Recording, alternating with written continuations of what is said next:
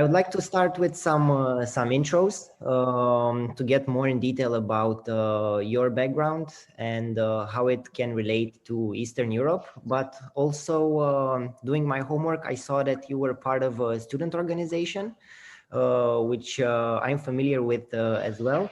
So how about we kickstart with a bit of your background? Well, yes, I'll try to not talk too long about it. I count my background in decades already, so there's a lot to talk about, I think. I was in ISEC during my university studies. That's mainly my 20s. At that time, we did a lot of exchange and prepared students to go to other countries in order to foster peace and fulfillment of humankind's potential. So a lot of what I do today is actually based in those times, because we were confronted with global problems. We discussed those. We thought about ways of solving them, very similar to today's social entrepreneurship movement, maybe. And although the name at that time I think didn't exist yet. And for about a year I led ISEC in Germany, which was a full-time task, leading an NGO. Now, in that time and from that time, I also visited Romania a lot, and the neighboring countries. Made a lot of friends, which I'm still in contact with, and which I then set up a company a little later, a few years later. So in my 30s, I left university a little earlier than that, but set up a think tank in Germany, focused on Germany, but trying to connect business thinking and political ambition with communication. And then we treated Germany as if it was a company and wrote books and articles about it, making education more profitable, kind of looking at costs in illness and stuff like that. So that's still ongoing, but I'm not a major part of that anymore. It's now a department at a university, and we also came into some economic troubles at that time. It was the bust of the first bubble in 2001, 2002, the tech bubble at the time, and from one week to the next, we suddenly didn't have any money anymore, which was an interesting experience. I don't wish anybody to have that ever. And I had to reorient and set up an advisory in Eastern Europe. We helped German companies move to Eastern Europe, understand Eastern Europe better. We worked in Romania, Bulgaria, Macedonia, and a few other countries, Hungary, for example. And I did this with a trusted network of people I knew from that ISEC time. Yeah. And that worked pretty well for a while, until most countries had access to the European Union, and at some point the need of German companies wasn't there anymore. And in 2006, I was asked to go on a project in Ethiopia by a friend whom I knew and who was working there. And he said, look, we need to set up industries here.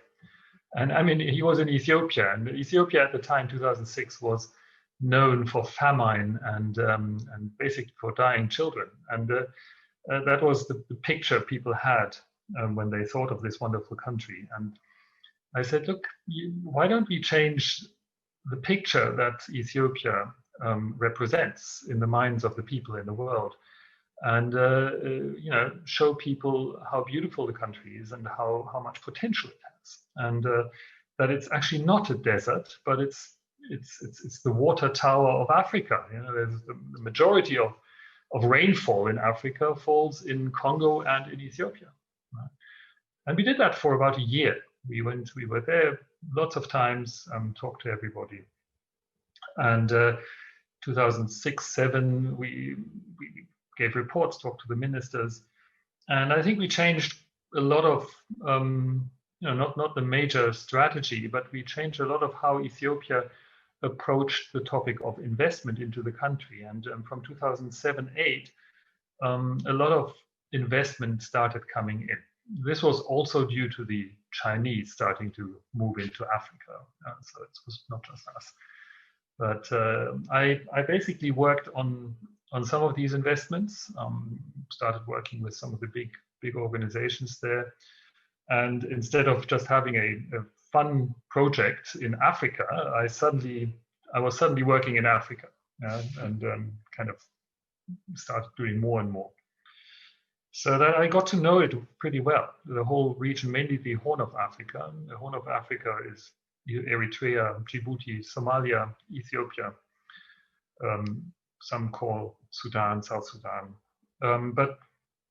And I convinced my colleagues to start investing. And in 2009, we set up a project development company called Africa Enablers, which I still lead. And that was my last decade.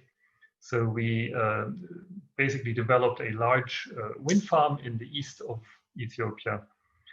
And from that went into other solar, into a wind farm in Kenya. So did a few infrastructure projects, always from the perspective of project development and financing. And then the last kind of what Cyprian just said, the last topic was a large project over the last 3 years in Mogadishu port in Somalia, where we helped the port to structure its business and then to also negotiate a large concession of the port. And that enabled the port now to invest up to $50 million US in the next 5 years. That's the short version. And I'm sure we'll find 1 or 2 topics to talk about here. Very nice, thank you. One of my key findings from your intro is the one with you starting in the NGO sector, which is similar to my story. And I think it's very relevant in the context of social entrepreneurship, since not only it gives you the skills and the network, but also the mindset to follow not necessarily profit and opportunities, but to follow beliefs and impact.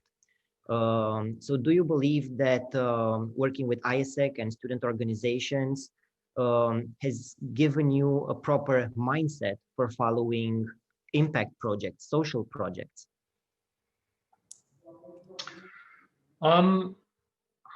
I once asked, when I wasn't studying it, I asked a very senior person, I said, so what do I need to study in order to make a lot of money? And I was young, 18 or something. And he said, you need to study what you really love, because otherwise you're never going to make any money anyway. And I think it's the same with impact and social ventures. If you really burn for the idea, then you're going to be successful and you're going to change the world. And I mean, this could be your company, Clark. It could, change so many things which possibly you're not even aware of now. When you take it to other sectors, maybe you could change the way projects are promoted in the developing world, without having to fly there. You could change medicine sector. You could have a lot of impact in the life of people, and that is what business is all about.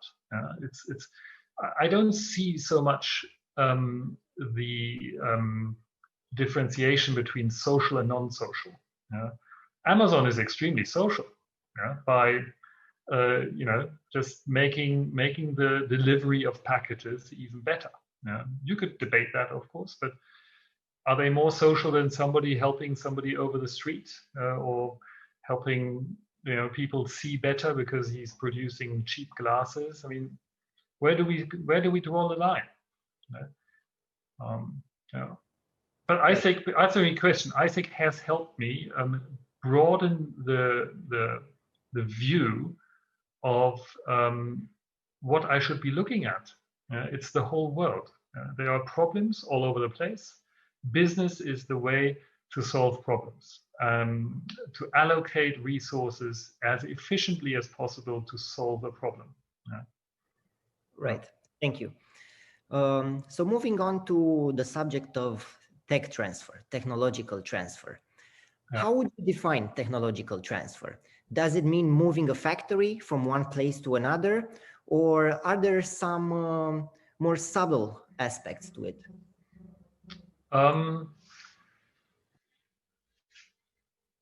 There are a lot of definitions about it, and the way you describe it now is probably the most common. Taking a technology, meaning something, a machine or something, and bringing it somewhere to make things better. My feeling is that this is just the very last peak of the iceberg. The majority of technology consists of ideas and knowledge and maybe even institutional structures. And my feeling from our experience is that you can get 80–90% of the whole deal by just telling people how to do things a little bit better, yeah? And taking experiences from one country to the other. I was thinking about how to maybe explain this, and there are two examples I have. One is very simple. In Ethiopia, I had a very long discussion with this 75-year-old expert in coffee. Yeah? We were having beers, and he said, I said, well, so what are you doing here? And he said, look, I'm in pension, but I've been ordered by the 4 biggest coffee companies in the world to raise productivity by 400% in Ethiopia. I said, oh, that's interesting. How are you doing that? And he says, yes, well, I'm basically, for example, teaching people to cut the trees correctly. Yeah? And the Ethiopians, they're poor farmers. When they have 2 flowers on the part of the tree, they see 2 beans coming, and he's telling them to cut them off, because if he cuts them off, the tree will put power into it, and there will be 8 to 10 beans, coming. And he said that's very hard because they don't want to lose the 2 beans. Yeah, and but if everybody did that, they could, without investing anything, they could raise productivity by 400%. And of course, there's other stuff. What we did, we invested $2 million together with the German development aid, honestly, and but we got the money and we kind of implemented the project as we saw fit, in order to create the conditions in Ethiopia for investing into renewable energy. They needed an IPP law. They needed to understand the economics of renewables. They needed to understand the grid code system, and that they needed one. So lots of education, lots of work with universities, with the ministries over 3 years. We had a full team down there. Yeah. And that's a lot of technology transfer, institutional technology. Right. So speaking of the example of cutting down the 2 flowers that you have in the tree in order to gain 8 or 10, is there an aspect of change resistance here? Can we talk about soft skills when we talk about technological transfer? Oh, that's a difficult question. Don't you think? I mean, people like to do things as they did them before. Right. They get up every day and they do the same routine, and that's a good routine because it works for them. And now somebody comes and tells them, you should change your routine. You should do it differently. And in order for them to do that, they seriously need to understand what's the light at the end of the tunnel. In that sense, it's a people business. I'm running a small change project at the moment, and it's really gaining the trust of people that you don't want anything bad for them. And it means having good arguments and telling them, it's going to be hard and it's going to be difficult and it might cost you money and it might not work, but the change will make things so much better afterwards that you should try. It could also be fun.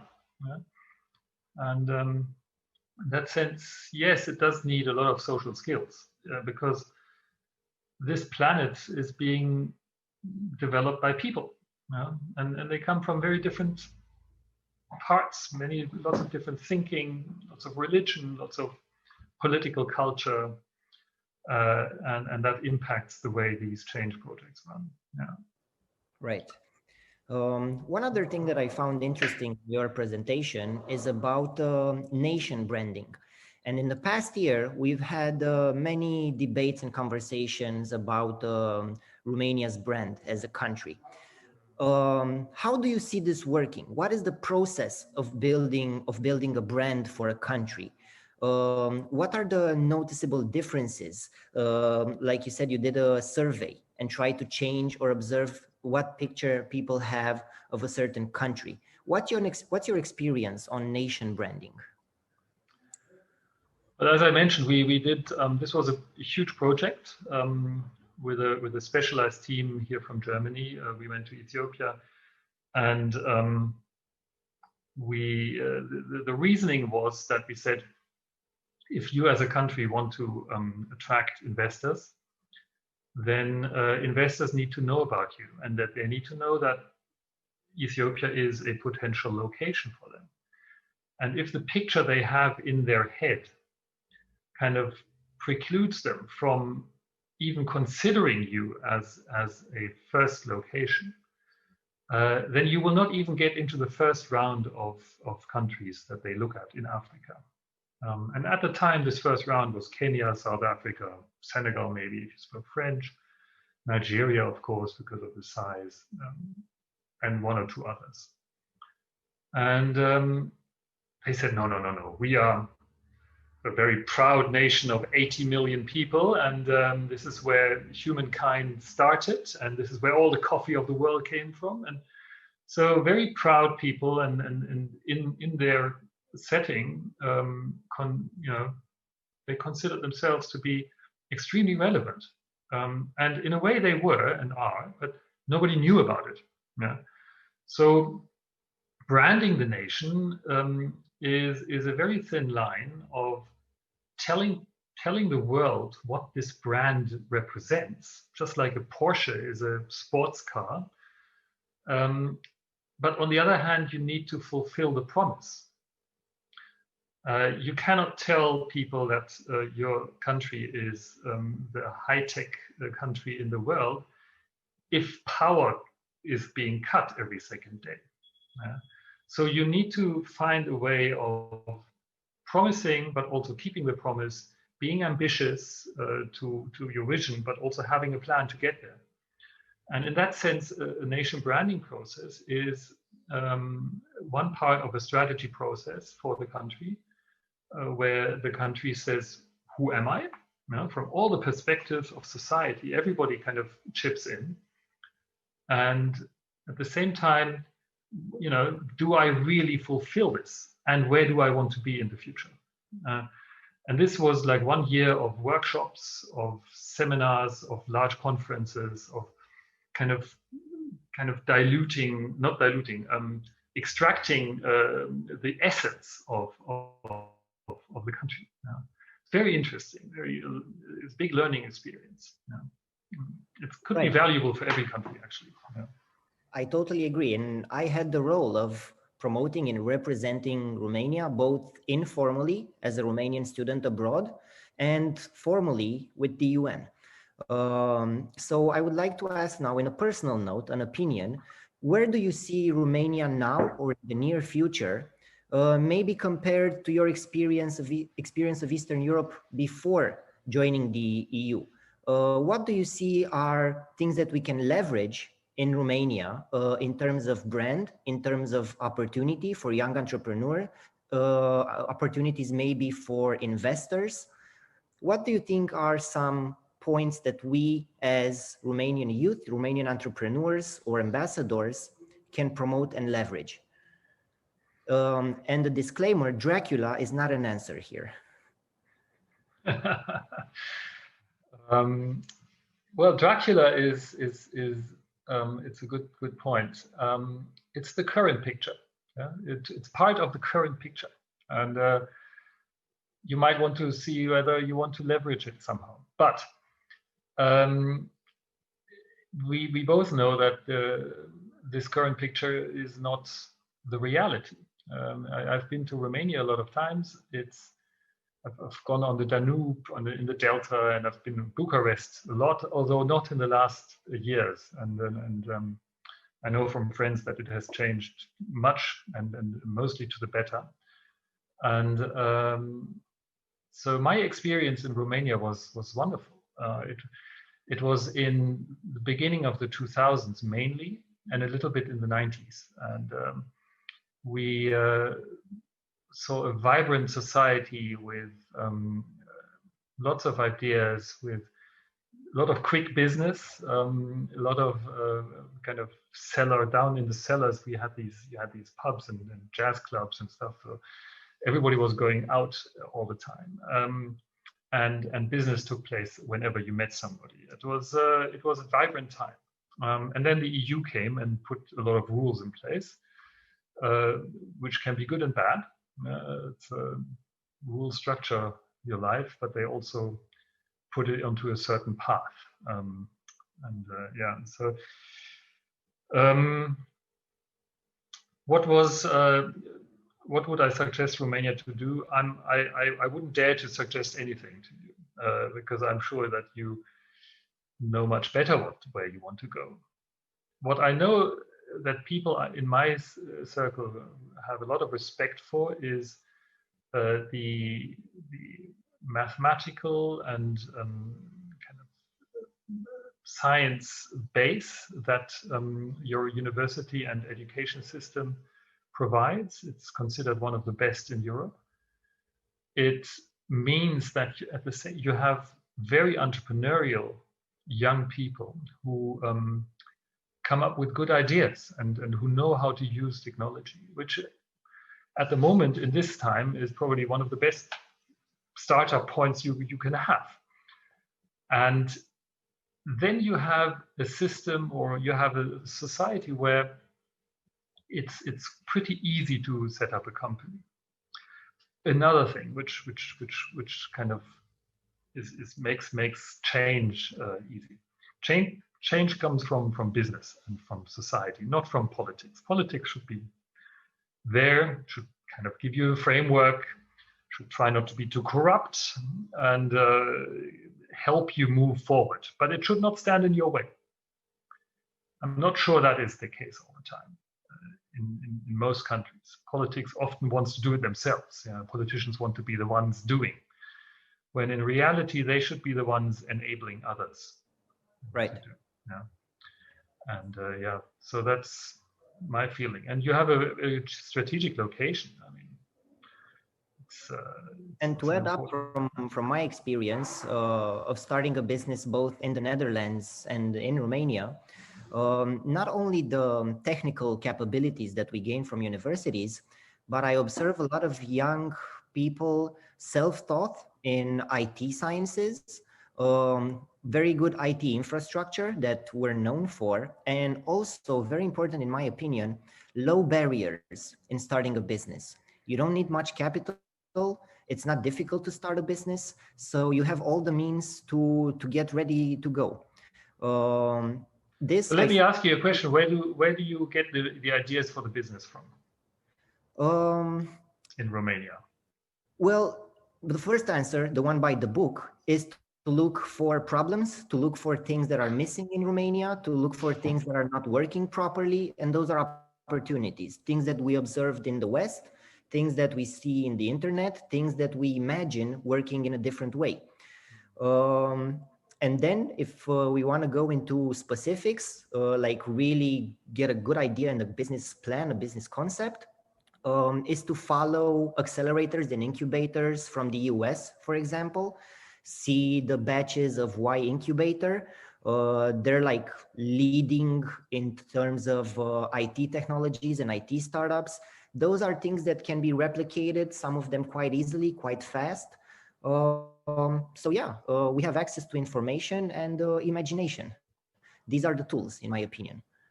You mentioned the first incubator you mentioned are the incubators in the US. Right. Why do you mention those? Why don't you look at incubators in the UK or in the Netherlands and just Germany? just by following Silicon Valley, I think this is a personal bias that I have. Also very relevant right now are the startups coming from Asia, which we should have a look for. But this is just my personal preference, and what I feel a bit connected to is the Silicon Valley area, also because we work with hardware. Again, Asia, very relevant for us. Let me challenge that. I mean, it might not be the topic here, but it's technology transfer too. And my fear is that as Europeans, we are going to be at the receiving end of technology transfer and not at the sending end anymore. While we've been basically telling the world how to run for the past 100 years, suddenly the world is starting to tell us. And that is because, I would say, we have been sleeping a little bit. We've been very successful in many ways with the help of our American friends. And we have overseen that there are many countries now with very intelligent, well-educated people who have overtaken us because of better institutions, of better cultural fit, maybe sometimes, better, more work, more time they've spent on working. And we always thought, well, let them catch up, and not seeing that they have caught up and they're overtaking us. And I think that's a big danger. We should set up our own large corporations. Right. And in my opinion, the way we should start in Romania is by focusing on becoming a hub for certain technologies. Maybe if you wish, choosing a niche, whether it's robotics, whether it's artificial intelligence, and preparing specialists, growing projects such as the Măcelaru Science Park, which aims to be a center for technological transfer and innovation. And in this way, not only retaining talent, but also recruiting, if you wish, or attracting talent from around Romania that wishes to specialize in whatever the topic would be: robotics, artificial intelligence, sensors, and so on. So I think that might be a good starting point. Choosing a niche and really developing and communicating and presenting ourselves as specialists in that domain. Becoming the Silicon Valley of Europe. Right, right.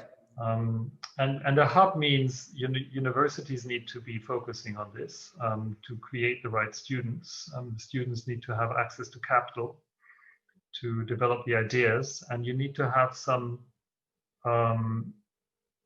exchange of information with other hubs in the world, where you learn things, where people come to you because they can earn more in Bucharest than they can in San Francisco. Precisely. Precisely. Yeah? This would be my vision of Romania in the next 20 years, let's say. So what do you need? What do you expect government to do there? It starts with universities. Then with proper technological parks or hubs. Again, I'm mentioning incubators, accelerators, such as future makers that don't necessarily start from the government. We can get into the discussion about incentives for producing technological equipment, for importing maybe technological equipment, creating the right environment, removing barriers for learning and for developing technology. And staying as far away personally as everybody can. Yeah? Meaning also in terms of tax money. Yeah? That would be my addition. In Germany, we have a situation now where, depending on how you count it, about 50 to 70% of our GDP runs through the state. So it's given to the state in forms of taxes, and the state then gives it to someone against political ideology. Yeah? So government says we want to do green stuff, and then everybody who does green stuff gets money. Yeah? Right. The creativity is outsourced into government ministries, and that's not where it should stay. it's better to let the money stay in the private sector and with the people, and let them decide what they want to do. Right. I would like to also get into details about infrastructure development. So I know here you had projects in Ethiopia, in Somalia. How does this work? How come a foreign party comes to a country and develops the infrastructure there? What are the means that you need? Where do you get the financing from? How do you get the local government and local agencies to collaborate and accept your investments or your proposals? Mm-hmm. There are many different ways. Let's stay with the port of Mogadishu. This was very simple. It was absolutely clear that the port needed a strategy. It needed an investment plan. It needs to expand. It was growing heavily. And the government said they want to do this, and they needed funds. The World Bank gave the funds. And then it was a tender that we won together with an engineer that we took on board. And we created a master plan. A master plan shows where to invest and when to invest, etc. And from that, we identified the next kind of stones in the way, or the blocking stone. One was that the contractual side was not kind of, both parties were not very happy with the contract they had and wanted changes, and the contract needed to have some additions in order to enable it to help funding the next steps. Yeah? And so we worked for 2 years on negotiating transaction advisory, on getting this contract into a format that both parties were very happy with in the end and signed just this last month. And this is now in the hands of the government of Somalia to move the investments forward, and that's a tendering process. There's engineers who run it and who decide what to do next, partly together with us as economists. Yeah. In Ethiopia or in Kenya, it always depends very much. Every country in Africa has a different contractual framework, legal framework for power investments.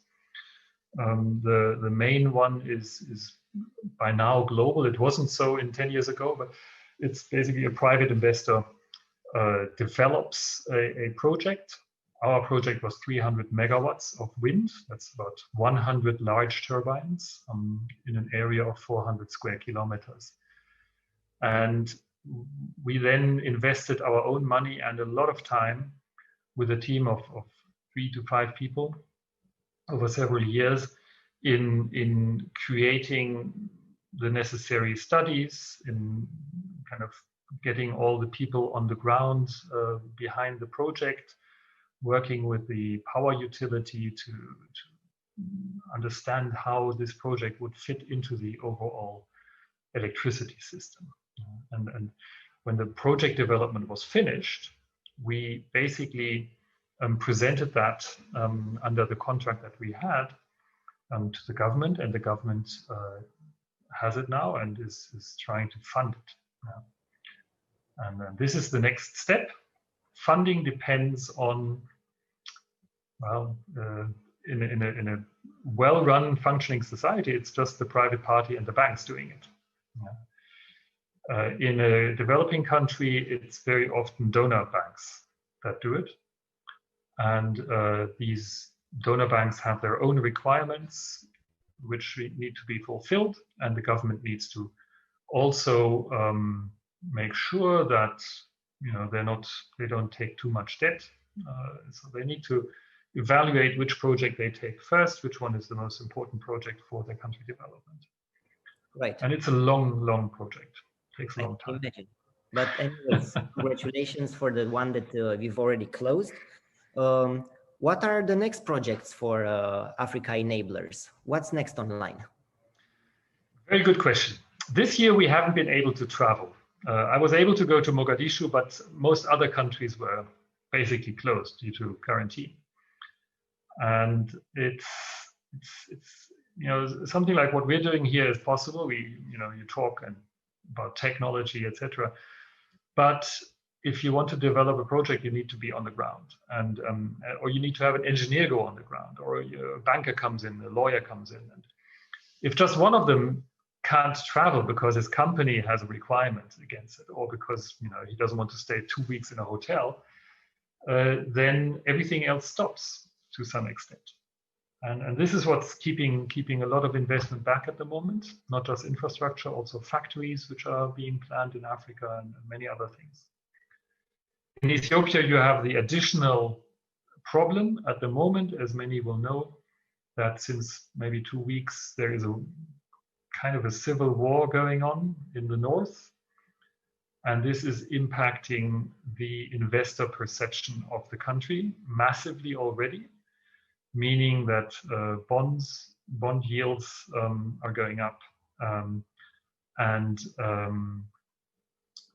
funding is getting more risky, more expensive, and actually impossible. So people are not investing at the moment, and this is extremely critical in the country, especially since it is already hit hard by nearly a famine due to locusts. And there was several years of drought. And then there were floods. It's like the biblical stuff, you have war, floods, droughts, and locusts at the same time. And that makes it very hard at the moment in the Horn of Africa. I see. So what's our role? We're there to help, but we can also just, we're a small company in a way. These things are run on a different level. So we're looking at what we can do. Right. Yeah. So just in the current context, if you're stuck in the office and need engineers or eyes on the ground, you can always do it with augmented reality glasses such as the Clark ones. I recommend this. And one last question from my side in the last 5 minutes that we have. What's your advice for young Romanian entrepreneurs? Or a message, if you wish. Oh, yeah. My advice, if you want to be an entrepreneur or you are an entrepreneur already, dream big. Don't let established people kind of derail you from your vision. They all have their own interests and their own experience, and they are already living off whatever they have done when they were young. So they want to kind of often keep their own income intact, and you want to disrupt it. Do something that is helpful for others, and that's so helpful that they will want to have it. And go outside. And outside of your country, go outside of Europe maybe, and see what's happening in the world, and negative and positive, and make your own conclusions, and follow your heart. Yeah. Thank you. I couldn't agree more. Travel, keep an open mind, think bigger, and challenge the status quo. Absolutely. This being said, Stephan, it's been a pleasure. I really thank you for participating in Future Summit. Thank you, Ciprian. And we wish best of luck actually to the Future Makers team that are going to pitch right after us. And of course, we look forward to their pitches. We look forward. Thank you, Vlad. We look forward as well. It was a very interesting conversation. I have about 5 questions and I can't ask any because we're running out of time. But I really liked something that to some extent you both put in throughout the conversation, which is even when it looks really bad, there's somehow a way out, or there's somehow an opportunity. But what you need to do as entrepreneurs, young or less young, more wiser, let's call them, I think is to have a lateral thinking. For example, we were supposed to have this in a 500 people theater, and when we realized we can't do Future Summit, which is not a business. We're running an NGO here, but it is like a business in the end, right? You need resources, you pay people, you have to pay external people. We said, well, what do we do now? We stop it, right? No, we transform it, and that's the key.